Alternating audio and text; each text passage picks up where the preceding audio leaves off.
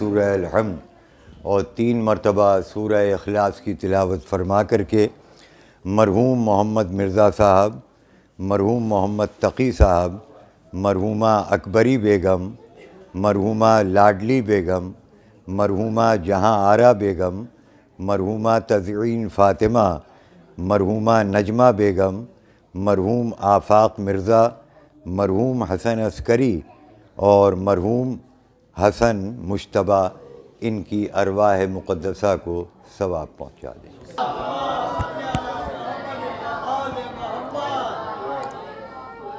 فاتحہ۔ بسم اللہ الرحمن الرحیم۔ الحمد للہ رب العالمین، اللہم ایاک نعبد و ایاک نستعین، رب اشرح لی صدری ویسر لی امری واحلل عقدۃ من لسانی یفقہوا قولی واجعل لی من لدنک سلطانا نصیرا۔ صلوات۔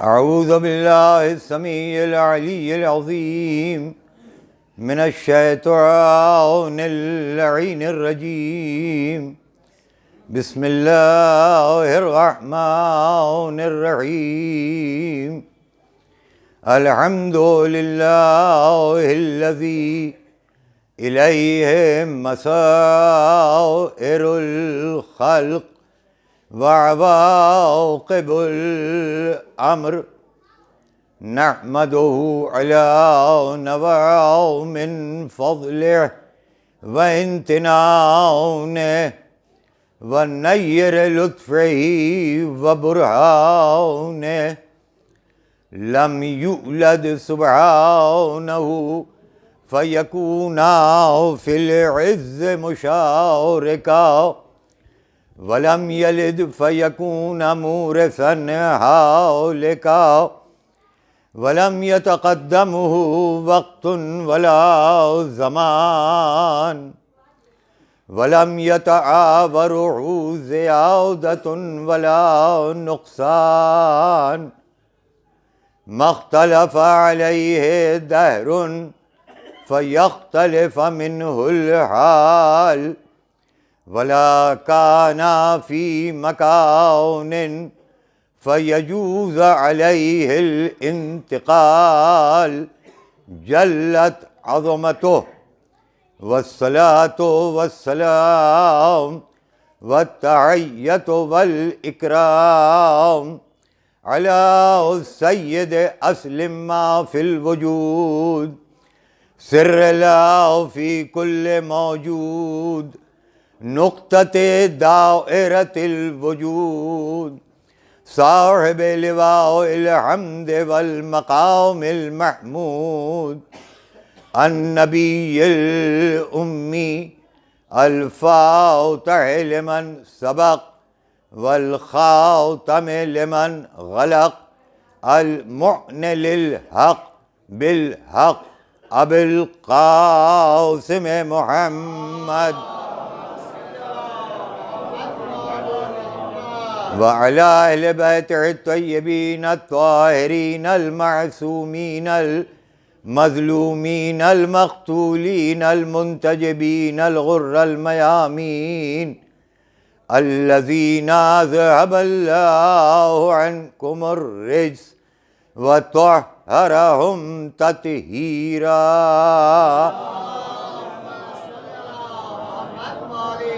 ولعنۃ اللہ علی اعدائہم وغاصبی حقوقہم وقتلتہم ومنکر فضائلہم اجمعین، من یومنا ھذا الی قیام یوم الدین، آمین یا رب العالمین۔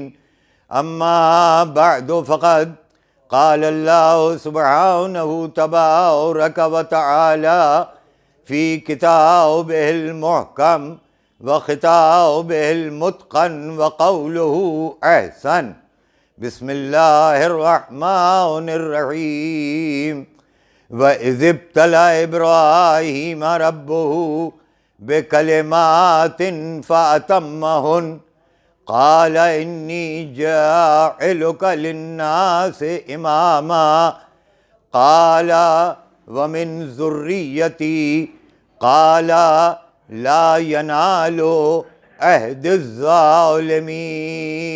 صلوات پڑھ دیں۔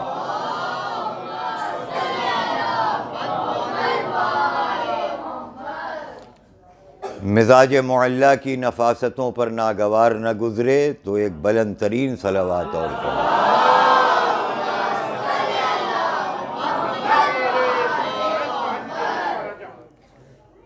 عزیزان گرامی قدر، برادران ملت جعفریہ، مجھے پہنچنے میں تاخیر نہیں ہوئی ہے، بلکہ مجھ سے مجلس کا وعدہ 8:30 بجے کے بعد کا تھا، اور میں گیا ہوا تھا کمرہٹی کی طرف ایک نکاح کے سلسلے میں، وہاں سے فوراً واپس آیا، اتنے میں جاوید بھائی کا فون آیا کہ مولانا مجلس پہلی ختم ہو چکی ہے، تو ہم نے کہا میں 10 منٹ میں پہنچ رہا ہوں، اور میں وعدے کے مطابق 10 منٹ میں پہنچ گیا۔ ایک صلوات پڑھ دیجئے مولانا۔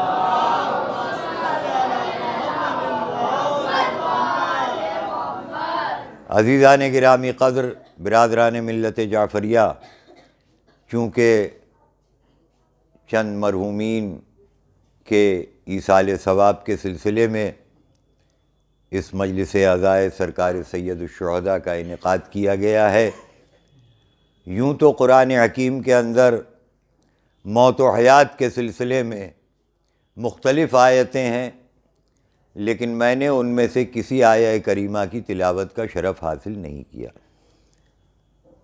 اور عموماً ایسی مجلسوں کے لیے زیادہ تر انہی آیت کی تلاوت ہوتی ہے کہ کل نفس ذائقۃ الموت، ہر نفس کو موت کا مزہ چکھنا ہے۔ لیکن دوستو، جہاں چکھنے کا لفظ آ گیا ہے تو جب موت کا مزہ چکھ لیا تو پھر کوئی بتا نہیں سکتا ہے کہ مزہ اس کا کھٹا ہے یا میٹھا، تلخ ہے یا شیریں۔ لیکن اگر موت کا مزہ اگر کسی نے بتایا ہے تو ایک 13 سال کے کمسن بچے جناب قاسم نے، کہ جب پوچھا گیا کہ موت کا مزہ کیسا ہے تو بڑھ چڑھ کر کے یہ کہا کہ موت کا مزہ تو شہد سے بھی زیادہ شیریں ہے۔ اور اسی وجہ سے قرآن حکیم میں سورہ جمعہ کی تلاوت آپ برابر سنتے ہیں روز جمعہ، اس کے اندر بھی ایک آیت کا ٹکڑا ہے کہ فَتَمَنَّوُا الْمَوْتَ إِن كُنتُمْ صَادِقِينَ، اگر تم سچے ہو تو موت کی تمنا کرو۔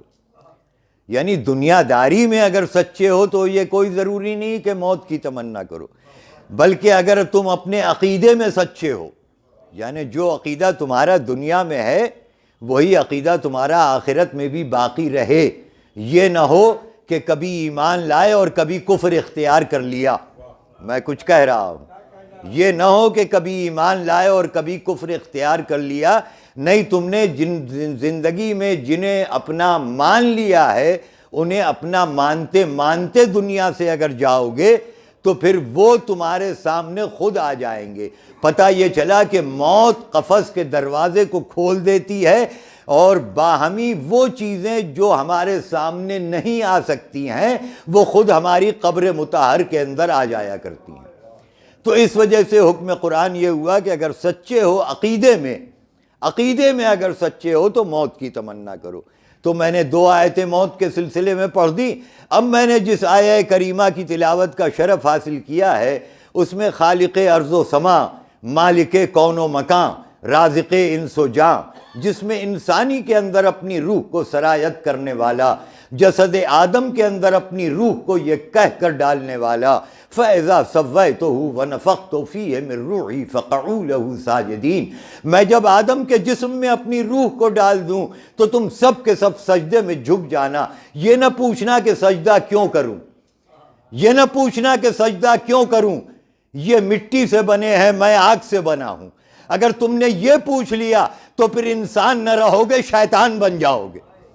توجہ ہے نا دوستو، جب روح کو سرایت کر دوں تو تم سب کے سب سجدے میں جھک جانا۔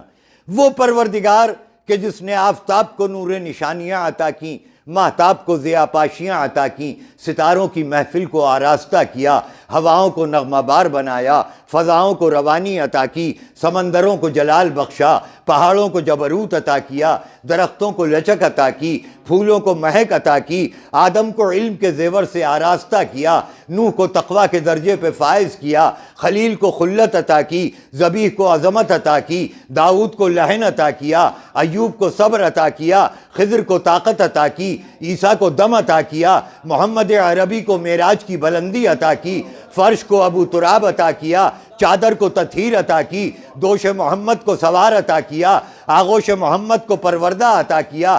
اس نے توریت کو بھیجا، ہم نے انتظار کیا، اس کے بعد کوئی کتاب آئے گی۔ زبور آئی، ہم منتظر رہے، اس کے بعد کوئی کتاب آئے گی۔ انجیل آئی، ہم نے انتظار کیا، اس کے بعد کوئی کتاب آئے گی۔ عزیزان گرامی قدر، اگر انتظار کرنا بدعت ہے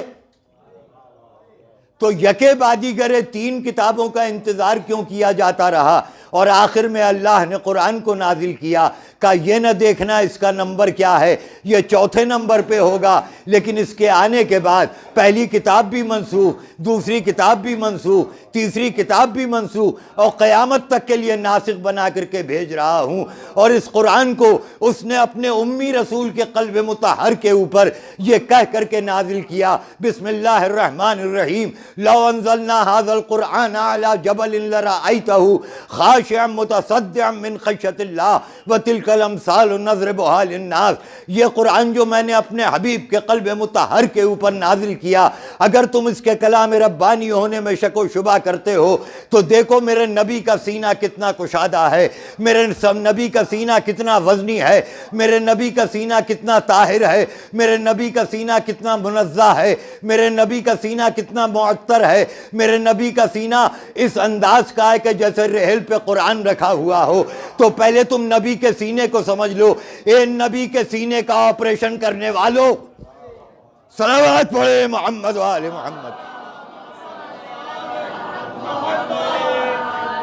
صحیح بخاری کے اندر ملتا ہے کہ معاذ اللہ جبرائیل آئے اور نبی کے سینے کا آپریشن کیا، نبی رحمت للعالمین نبی کے سینے کا آپریشن کیا، سینہ چاک کیا، ایک سیاہ نقطہ نکالا، پتہ یہ چلا کہ یہ نقطے سے شروع کی عداوت ہے، یہ نقطے سے شروع کی عداوت ہے کہ نقطہ نکال لیا اور اس کے بعد میں یہ جبرائیل کو بنا دیا آپریشن تھیٹر کا ڈاکٹر بنا دیا۔ وہ امین وحی، وہ آئے اور اس کے بعد سینہ چاک کیا، سیاہ نقطے کو نکالا، صفائی کی، اور پھر اس کے بعد سینے کو اسی طریقے سے پیک کر دیا۔ یہ نقطے سے کیا عداوت ہے؟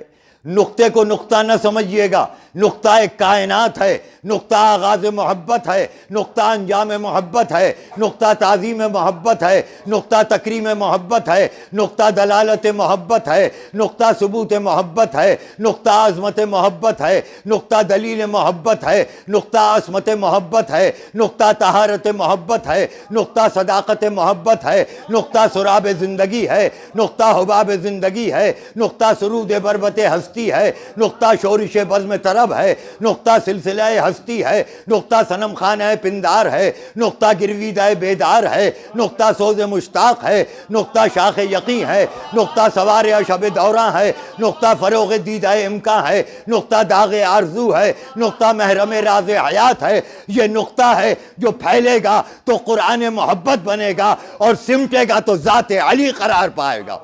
صلوات پڑھے محمد و آل محمد۔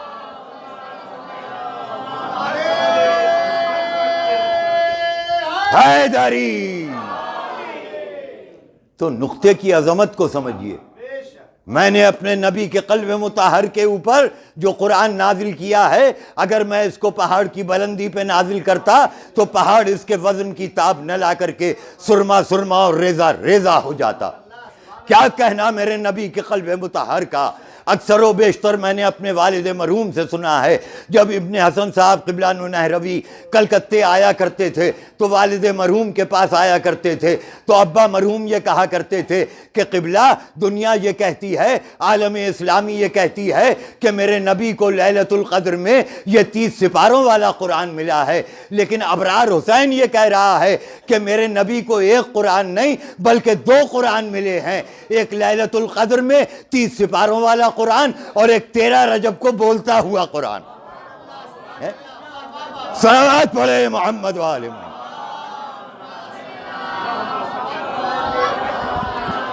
اور بغیر دلیل کے گفتگو کرنے کا عادی نہیں ہوں. بغیر دلیل کے گفتگو وہ کرتا ہے جو ذلیل ہوا کرتا ہے. سورہ بقرہ کی آیت ہے بسم اللہ الرحمن الرحیم وَإِن كُنتُمْ فِي رَيْبٍ مِّمَّا نَزَّلْنَا عَلَىٰ عَبْدِنَا فَأْتُوا بِسُورَةٍ مِّن مِّثْلِهِ وَادْعُوا شُهَدَاءَكُم مِّن دُونِ اللَّهِ إِن كُنتُمْ صَادِقِينَ فَإِن لَّمْ تَفْعَلُوا وَلَن تَفْعَلُوا فَاتَّقُوا النَّارَ الَّتِي وَقُودُهَا النَّاسُ وَالْحِجَارَةُ أُعِدَّتْ لِلْكَافِرِينَ. میں نے اپنے نبی کے قلب مطہر کے اوپر جو قرآن نازل کیا ہے، اگر تم اس کے کلام ربانی ہونے میں شک و شبہ کرتے ہو کہ یہ میرا کلام نہیں ہے بلکہ آمنہ کے لال نے، مدینے کے تاجدار نے، عبداللہ کے یتیم فرزند نے، کالی کملی والے نے، لمبی زلفوں والے نے اپنے سے گڑھ لیا ہے اور بنا لیا ہے، تو فاتو بصورت من مثلہ، اس سے ملتا جلتا ارے ایک سورہ تو بنا کے پیش کر دو. اما جب ایک سورہ نہیں بنا سکتے ہو تو تم پھر 14 سورے کہاں سے بنا سکتے ہو؟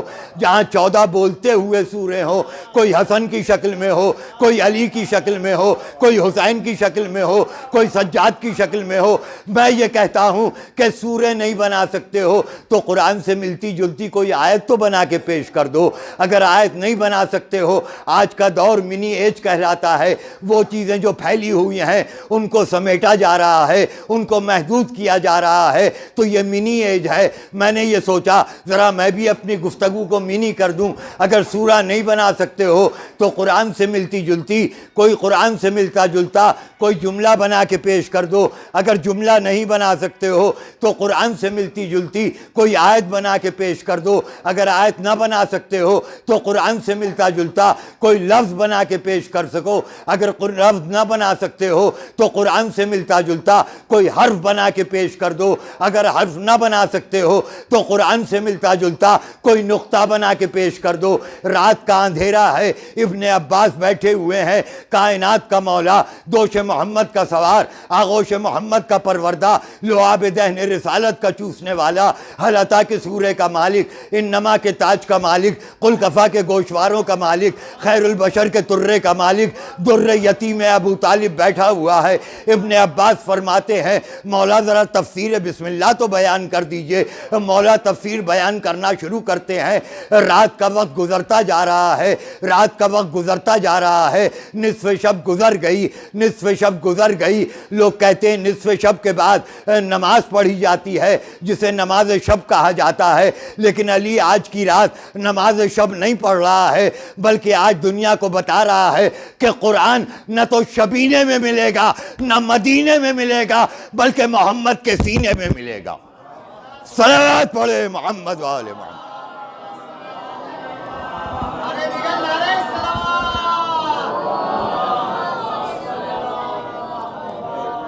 تفسیر بیان کرنا شروع کر دی. سپیدی صبح نمودار ہونے لگی. میرے مولا نے دوش پہ آبا ڈالی. ابن عباس یہ نہ سمجھنا کہ علی کے پاس الفاظ نہیں ہیں بلکہ دامن وقت میں گنجائش نہیں ہے. دامن وقت میں گنجائش نہیں ہے. مختصر یہ کہ جو کچھ کے کل قرآن میں ہے وہ سورہ الحمد میں ہے. جو سورہ الحمد میں ہے وہ بسم اللہ الرحمن الرحیم میں ہے. جو بسم اللہ الرحمن الرحیم میں ہے وہ بے میں ہے. اور جو بے میں ہے وہ اس نقطے میں ہے جو بے کے نیچے لگایا جاتا ہے، جو بے کے نیچے لگایا جاتا ہے. اور اے ابن عباس انا نقطۃ التی تحت الباء، میں وہ نقطہ ہوں جو بے کے نیچے لگایا جاتا ہے. تو علی اگر فضیلت میں پھیل جائیں تو پورا قرآن بن جائیں اور سمٹ جائیں تو نقطہ بائے بسم اللہ بن جائیں. لوگ کہتے ہیں کہ صاحب آپ علی کو اتنا بڑھا چڑھا کے بیان کیوں کرتے ہیں؟ ہم کیوں علی کو اتنا بڑھا چڑھا کے بیان کرتے ہیں کہ جس نبی کا علی ایسا، اس علی کا نبی کیسا ہوگا؟ اندازہ لگایا نا آپ نے؟ تو دیکھیے میں نے قرآن حکیم کی 4 یا 5 آیتیں پڑھ دیں. اس کے ذیل میں یہ تو محض ایک انڈیکس، ایک فہرست تھی، ایک خاکہ مرتب کر رہا تھا. اور اب اس آیہ کریمہ کی طرف ذہن کو لانا چاہتا ہوں کہ جس کی میں نے شروع میں تلاوت کا شرف حاصل کیا ہے. حضرت ابراہیم کو بلا تفریق فرقہ، یہ نہیں کہ صرف شیعہ، اہل سنت بھی، وہابی بھی، قادیانی بھی، شافعی بھی، حنبلی بھی، مالکی بھی، سب کے سب کہتے ہیں خلیل اللہ. ماشاءاللہ اردو داں حضرات بیٹھے ہوئے ہیں، بزرگ بھی ہیں اس میں. خلیل کسے کہتے ہیں؟ دوست کو. اور ایک دوسرا لفظ ہے حبیب. اب فیصلہ آپ کیجئے گا، یہ آج کی تقریر کا نقطہ خاص ہے کہ خلیل بڑا ہے یا حبیب بڑا ہے. بے حد توجہ، یہ ذہن میں رکھیے گا، یہیں سے آغاز کر رہا ہوں آج. خلیل بڑا ہے یا حبیب بڑا ہے؟ رب جلیل نے اپنے عبد خلیل کو جو حکم دیا وہ خلیل نے پورا کیا. کبھی تو حکم یہ ہوا بسم اللہ الرحمن الرحیم. میں زیادہ تر دلیل میں قرآن کی آیتیں پیش کرتا ہوں تاکہ کوئی یہ نہ کہے کہ وہ فلاں فرقہ نہیں مانتا ہے فلاں. میں قرآن کو تو سارے فرقے مانتے ہیں. پہلے جب رب جلیل نے اپنے عبد خلیل کا امتحان لیا تو پہلا امتحان کیا؟ آیت سن لیجئے. بسم اللہ الرحمن الرحیم. فلما بلغ معه السعی قال یا بنی انی اری فی المنام انی اذبحک فانظر ماذا تری قال یا ابت افعل ما تؤمر ستجدنی ان شاء اللہ من الصابرین. قال وتلہ للجبین ونادیناہ ان یا ابراہیم قد صدقت الرؤیا انا کذلک نجزی المحسنین انا ھذا لہو البلاء العظیم وفدیناہ بذبح عظیم وترکنا علیہ فی الآخرین سلام علی ابراہیم. ترجمہ بھی سن لیجیے. فلما بلغ معہ السعی، جب وہ بچہ سن بلوغ تک پہنچا. دیکھیے خلیل اور حبیب کا فرق سمجھیے گا. جب وہ بچہ سن بلوغ تک پہنچا تو باپ نے خواب میں دیکھا کہ میں اپنے بیٹے کی قربانی کر رہا ہوں، ذبح کر رہا ہوں. جس کے لیے ایک شاعر کہتا ہے یہ عجیب ماجرا ہے، یہ عجیب ماجرا ہے کہ بروز عید قرباں، یہ عجیب ماجرا ہے کہ بروز عید قرباں خودی ذبح بھی کرے ہے خودی لے ثواب الٹا. توجہ ہے نا دوستو؟ خودی ذبح بھی کرے ہے خودی لے ثواب الٹا. خلیل اور حبیب کے فرق کو سمجھیے. میں اپنے نوجوانوں کے لیے کہہ رہا ہوں. جب وہ بچہ سن بلوغ تک پہنچا، یہ ابراہیم کے گھرانے کا طریقہ تھا کہ اگر نبی کا کوئی بچہ جب تک سن بلوغ تک نہ پہنچے وہ امتحان کی منزل پہ نہ آئے. یہ نبوت کے گھرانے کا طریقہ کہ جب تک بچہ سن بلوغ تک نہ پہنچے منزل امتحان میں اسے لا کے کھڑا نہ کیا جائے. لیکن امامت کے گھرانے کا اصول کہ اگر 6 مہینے کا بھی بچہ ہے، توجہ کیا سن رہے ہیں آپ، یہ امامت کے گھرانے کا اصول، وہ نبوت کے گھرانے کا طریقہ. فلما بلغ معہ السعی قال یا بنی، اور باپ اپنے بیٹے سے یہ کہتا ہے قال یا بنی، اے میرے لال، اے میرے بیٹے، انی اری فی المنام، میں نے خواب میں یہ دیکھا کہ میں تجھے ذبح کر رہا ہوں. بتا تیری رائے کیا ہے، بتا تیری رائے کیا ہے. باپ ہو تو ایسا اور بیٹا ہو تو ایسا. خلیل پوچھ رہا ہے بیٹے سے تیری رائے کیا ہے.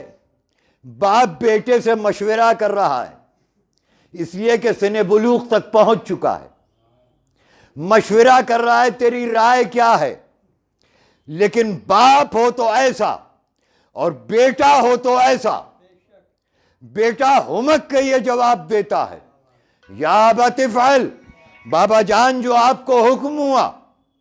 پتہ یہ چلا نبی کا خواب خواب نہیں ہوا کرتا ہے، حکم ربی ہوا کرتا ہے۔ ما تؤمر، آپ اس کام کو انجام کر کے دکھائیے۔ ستجدنی انشاءاللہ من الصابرین، انشاءاللہ آپ مجھے صبر کرنے والوں میں سے پائیں گے۔ بے حد توجہ دوستو اس جملے پہ، انشاءاللہ من الصابرین، انشاءاللہ آپ مجھے صبر کرنے والوں میں سے پائیں گے۔ پتہ یہ چلا کہ اسماعیل بھی جانتے تھے کہ صبر کرنے والوں کی فہرست کہاں تک ہے۔ میری فکر کہاں جا رہی ہے؟ صبر کرنے والوں کی فہرست کہاں پہ جا کر کے ختم ہوگی؟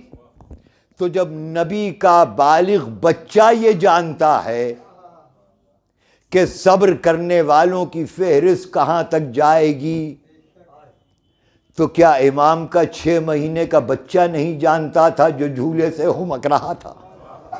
صلوات تو پڑھیے محمد و آل محمد۔ اور اب آیت نے کروٹ بدلی، فلما وَتَلَّهُ لِلْجَبِينِ۔ جبین کسے کہتے ہیں جناب؟ پیشانی کو نا، پیشانی کو کہیں گے نا جبین۔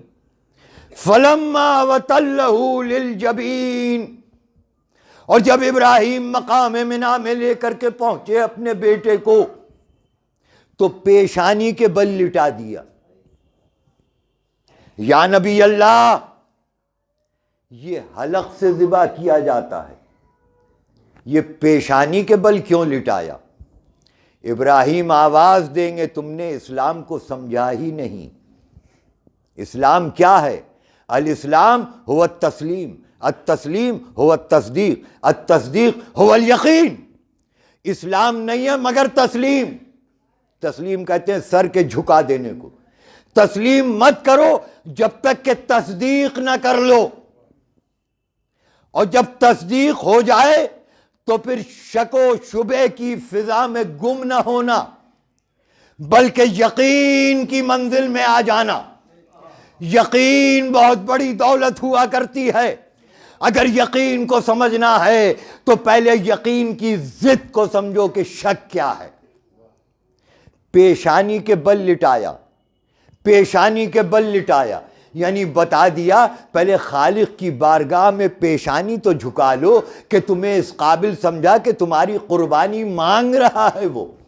اللہ اکبر، پیشانی کے بل لٹایا۔ فلما وَتَلَّهُ لِلْجَبِينِ وَنَادَيْنَاهُ أَن يَا إِبْرَاهِيمُ، اور اب چاہتے تھے کہ گلے پہ چھری چلائیں کہ اللہ نے دمبا بھیج دیا، وہ واقعہ آپ کا سنا ہوا ہے۔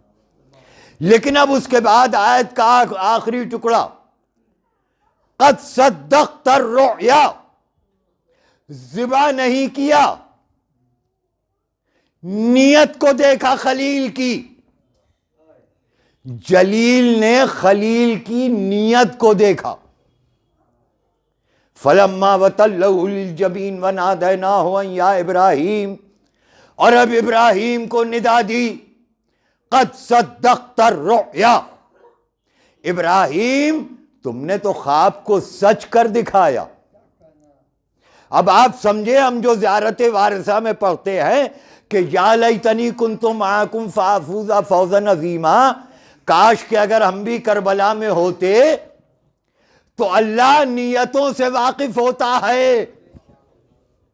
اللہ نیتوں سے واقف ہوا کرتا ہے۔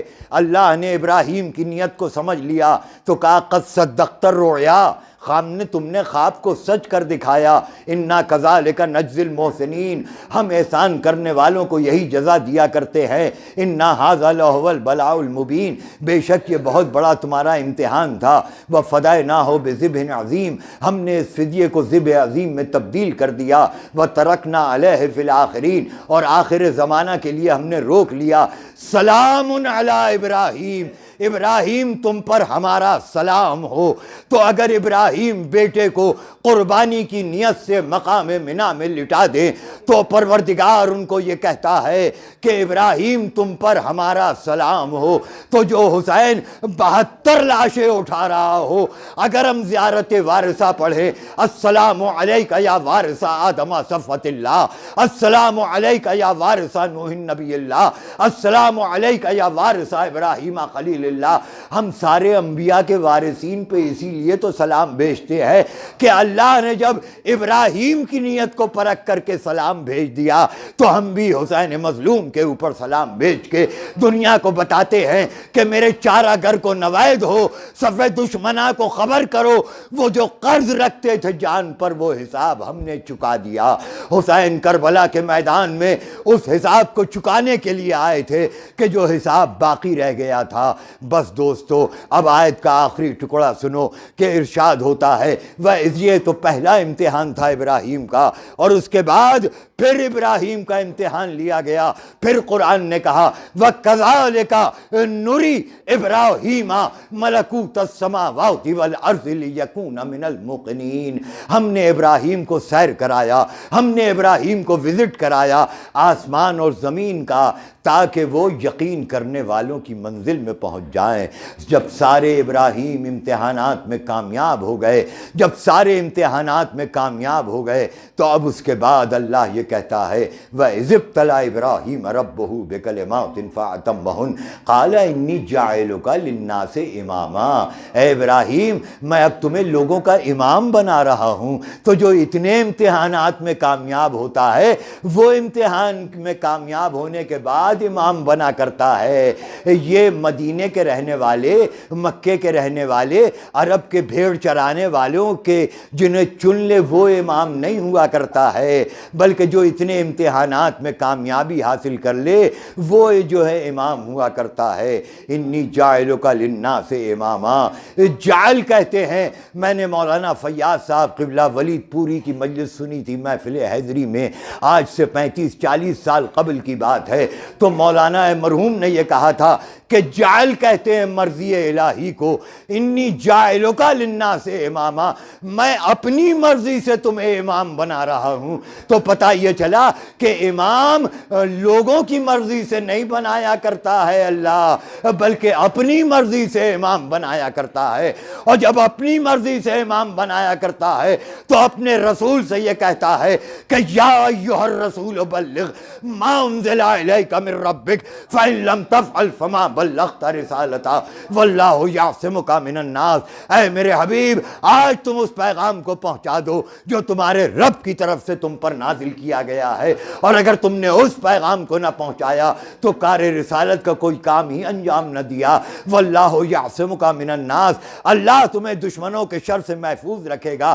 اب نبی نے کیا کیا, کجاووں کا ممبر بنوایا, اس لیے کہ شترکینوں سے گفتگو کرنا تھی, اور ممبر پہ تنہا نہیں گئے بلکہ علی کو لے کر کے گئے, اور جانے کے بعد ایک فصیح و بلیغ خطبہ پڑھا, اور پڑھنے کے بعد یہ کہا الحمدللہ الذی من عدد الرمل والعصا وزنت العرش علی الثری. اگر پورا خطبہ پڑھوں تو پوری رات تمام ہو جائے گی. اور اس کے بعد پیغمبر اسلام نے اپنے ہاتھوں پہ بلند کر کے یہ کہا کہ میں امام نہیں بنا رہا ہوں, اس نے مجھ سے بنوایا ہے تو میں بنا رہا ہوں.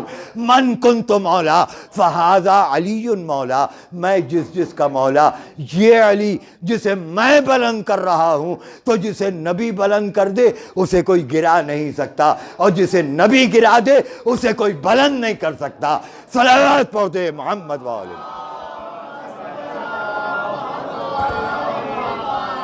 اب جب قرآن نے کہا قال ومن ذریتی, ابراہیم میں نے تمہیں لوگوں کا امام بنایا, تو ابراہیم سے بھی برداشت نہ ہوا, خلیل سے بھی برداشت نہ ہوا. رب جلیل کی بارگاہ میں ہاتھوں کو بلند کر کے یہ کہا قال ومن ذریتی، پالنے والے میری ذریت میں امامت کا عہدہ. تو آواز قدرت آئی جو قیامت تک کے لیے قرآن میں موجود ہے، لا ینال عہد الظالمین. یہ امامت کا عہدہ ظالموں تک نہیں پہنچے گا. پتہ یہ چلا امامت کا عہدہ ظالموں تک نہ پہنچ سکتا تھا، نہ پہنچ سکتا ہے، اور نہ پہنچے گا قیامت تک. اب چاہے لاکھ کوئی مدینے اور مکے کا والی بن کر کے بیٹھ جائے، لیکن وہ دنیا کا بنایا ہوا امام ہوگا، خالق کا بنایا ہوا امام نہیں ہوگا. تو دوستو بس میں نے ترجمہ عرض کر دیا. کل بھی مجھے جامع مسجد میں ایک مجلس پڑھنا ہے، انشاءاللہ اسی آیہ کریمہ کے ذیل میں پڑھوں گا. قال ومن ذریتی قال لا ینال عہد الظالمین. یہ عہدہ ظالمین تک نہیں پہنچ سکتا ہے. جب یہ عہدہ ظالمین تک نہیں پہنچ سکتا، جہاں سے تقریر کا آغاز کیا تھا وہیں پہ اختتام کر رہا ہوں. خلیل کا مطلب بھی دوست اور حبیب کا مطلب بھی دوست. لیکن خلیل وہ کرتا ہے جو حکم خدا ہوتا ہے، خلیل وہ کرتا ہے جو حکم پروردگار ہوتا ہے، خلیل وہ کرتا ہے کہ جو حکم ربی ہوا کرتا ہے. لیکن اللہ اکبر، حبیب کا مرتبہ ذرا دیکھیے گا، حبیب کا مرتبہ. خلیل نے جو کیا تو امامت کا عہدہ ملا، لیکن حبیب نے، خلیل کے لیے اللہ نے کوئی نوشتہ لکھ کر کے نہیں بھیجا، وحی کی یا جبرائیل کو بھیجا، لیکن خط لکھ کر کے نہیں کہا کہ آؤ خلیل تم میرے دوست ہو، ذرا مجھ سے ملاقات کے لیے آ جاؤ. لیکن اللہ اکبر، حبیب کا مرتبہ بہن کی نظر میں بھی، بھائی کی نظر میں بھی. میں نے بڑی ہنرمندی سے اپنے مضمون کو مکمل کر دیا کہ خلیل اور حبیب کے مرتبے کو سمجھیے. یہاں پر بہن بھی کہہ رہی ہے اور بھائی سے کہہ رہی ہے بہن کہ دشمنوں کی یلغار ہے، آپ بھی کسی اپنے چاہنے والوں کو بلائیے. اور ہاں ہاں بھائی میرے ماں جائے، وہ آپ کے بچپن کے دوست جو حبیب ہیں انہیں کیوں نہیں آپ طلب کر لیتے ہیں؟ اللہ اکبر، کیا نظر انتخاب تھی شہزادی زینب کی. یہ ماں کے شیر کی طاقت تھی اور باپ کے خون کی صلاحیت تھی. فرماتی ہیں کیوں نہیں اپنے بچپن کے دوست حبیب کو بلاتے ہیں. اور اب حسین نے نوشتہ لکھا، لیکن کس یقین اور اعتماد کے ساتھ کہ یہ بچپن کا دوست ہے. اور ایک دن کا واقعہ ہے کہ یہی حبیب آگے آگے حسین، وہ بھی ان کا بھی بچپنا، حسین ابن علی کا اور حبیب کا بھی بچپنا. رسول بیٹھے ہوئے ہیں، کیا دیکھتے ہیں کہ جہاں حسین کا قدم پڑتا ہے وہاں کی خاک اٹھا کے حبیب اپنی آنکھوں سے لگاتے ہیں. اسے حبیب کہا جاتا ہے اور اسے خلیل کہا جاتا ہے. توجہ چاہ رہا ہوں، اٹھا کے آنکھوں سے لگاتے ہیں. اور اب اس کے بعد ایک مرتبہ حسین نے نوشتہ لکھا اور ایک لفظ لکھا ہے نوشتے کے اندر، الہ حبیب ابن مظاہر اسدی الى الرجل الفقیہ. اے مرد فقیہ، اس وقت مجھے تیری ضرورت ہے. اور میں سمجھتا ہوں ایک ہی جملہ کہوں گا جو دفتر مصائب ہو جائے گا. حسین نے اس نوشتے میں، اس خط میں ایک جملہ اور لکھا، حبیب میں تمہیں کبھی تکلیف نہ دیتا اگر میری بہن زینب میرے ساتھ کربلا نہ آئی ہوتی. آپ نے جملہ سن لیا، ماشاءاللہ آپ پہ گریے کی آوازیں بلند. خدا ان آوازوں پہ رحمت نازل کرے. اگر میری بہن زینب ساتھ نہ ہوتی تو حبیب میں تمہیں کبھی تکلیف نہ دیتا. قاصد کو بھیجا، حبیب اپنی زوجہ کے ساتھ کھانا تناول فرما رہے ہیں. لقمہ گلوگیر ہوا. زوجہ سے کہتے ہیں غالباً کوئی قاصد آنے والا ہے. کسی نے دق الباب کیا. حبیب دروازے پہ گئے. کون؟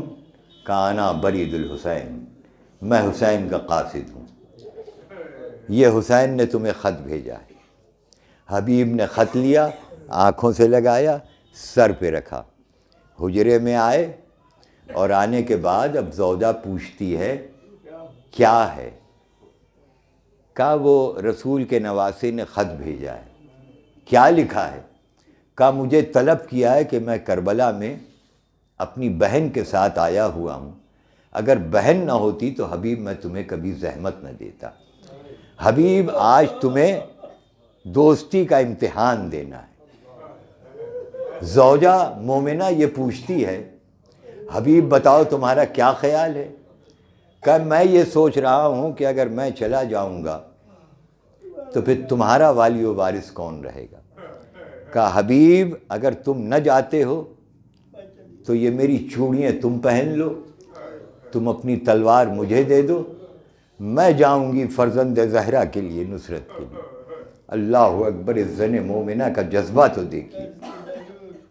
حبیب نے کہا کہ میں تو تمہاری محبت کا امتحان لے رہا تھا۔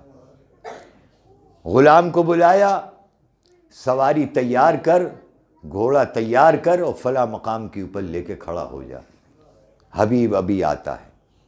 غلام گیا، گھوڑے کو تیار کیا، انتظار کر رہا ہے۔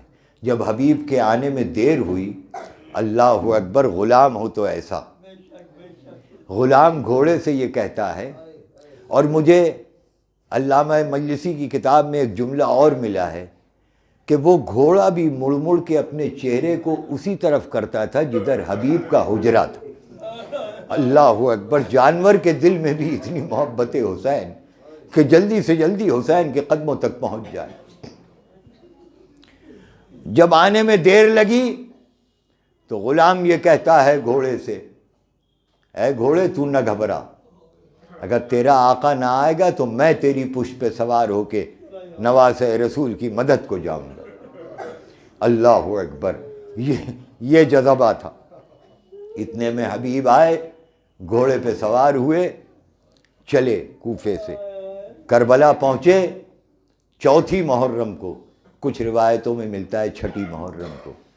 کربلا پہنچے اور جب شہزادی زینب کے کانوں میں یہ خبر آئی ہے کہ کوئی حسین کا چاہنے والا آیا ہے، بس مجلس تمام ہو رہی ہے، تو فضہ کو بلایا، فضہ ذرا جا کے ڈیوڑی پہ دیکھ کے تو آ کہ میرے ماجائے کا کون چاہنے والا، نصرت کرنے والا آیا ہے، مددگار کون آیا ہے۔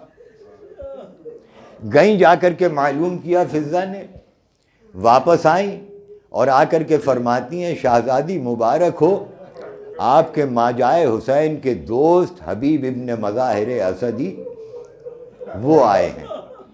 اب جملہ سنو رونے والو، اور اپنی عزت اور آبرو کو پہچانو۔ شہزادی زینب فرماتی ہیں کہ اے فضہ ذرا فوراً پلٹ کے جا اور جا کے حبیب سے میرا سلام کہہ دینا، اور کہہ دینا کہ جس کی ماں کا جنازہ رات کے اندھیرے میں اٹھا، اس کی بیٹی نے حبیب تمہیں سلام کہلوایا۔ جزاک اللہ، جزاک اللہ۔ بس 40 منٹ ہو چکے، 2-3 منٹ اور۔ آئیں فضہ، حبیب سے کہتی ہیں جن کی ماں کا جنازہ رات کے اندھیرے میں اٹھا، ان کی بیٹی شہزادی زینب نے حبیب بھائی تمہیں سلام کہلوایا۔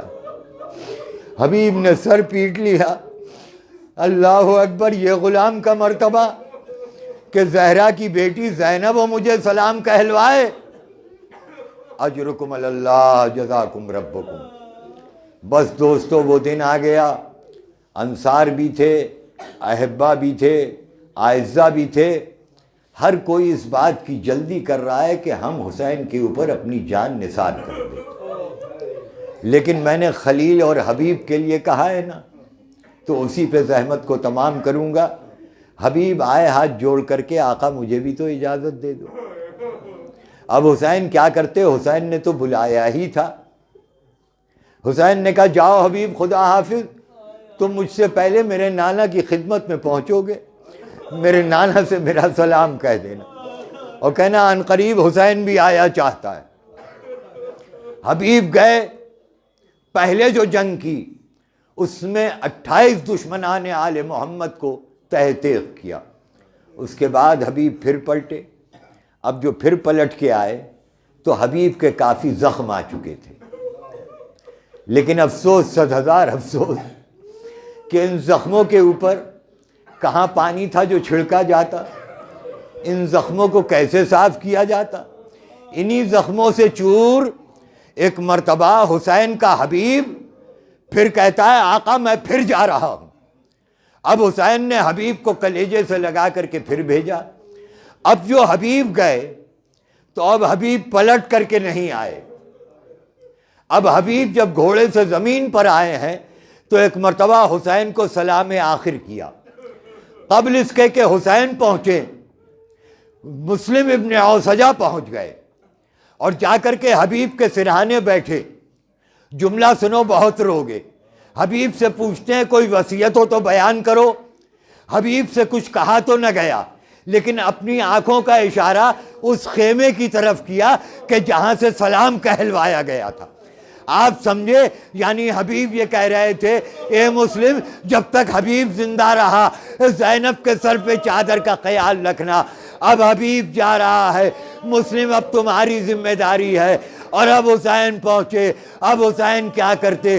حبیب کا جنازہ اٹھایا، دوست نے دوست کا جنازہ اٹھایا اور خیمے کے اندر لے گئے.